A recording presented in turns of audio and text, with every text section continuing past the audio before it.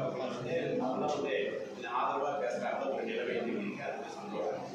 So கடந்த காலங்களில் ஆட்சி செய்தவர்கள் நெசவுத்துறையை உறுதி செய்தாலும் ஆனால் நிறைய செய்யாத ஒரு மனப்போர்களும் நெசவாளர்கள் இவங்க கிட்டத்தட்ட 12 மணி நேரம் வேலை செய்தாலும் இவரோட வருமானம் வந்து 6000 தாண்டது கிடையாது. அப்படிப்பட்ட ஒரு கஷ்டத்தில் தான் இருக்காங்க.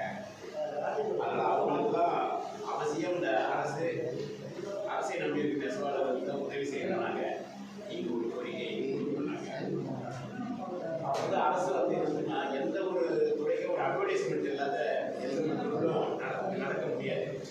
அதனால வந்து கடந்த திமுக ஆட்சியில் நாங்கள் வந்து அந்த சுப்பிரமணிய படங்களையும் பார்க்கு பீச்சஸ்லாம் இருக்கிறதுல வந்து கரியனுடைய படங்கள்னு சொன்னாங்க. ரிட்ரூட்மெண்ட்லாம் பண்ணாங்க.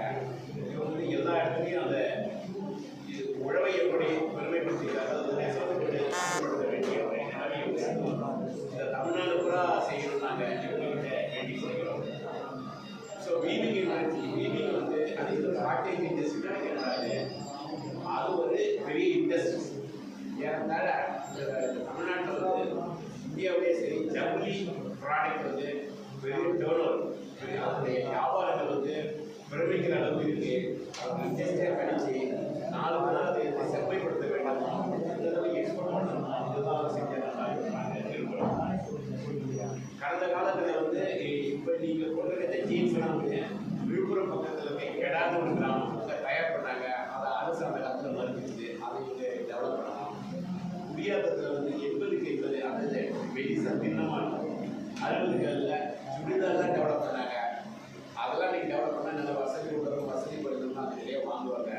அதாவது ஈஸியாக வந்து இந்த கேண்டல்னால அரசுக்கு பெரிய வருமானம் வரும். நெசவாளர்கள் தான் நல்ல வருமானம் தான் அதை நடவடிக்கைலாம் இவங்க ஏற்படும்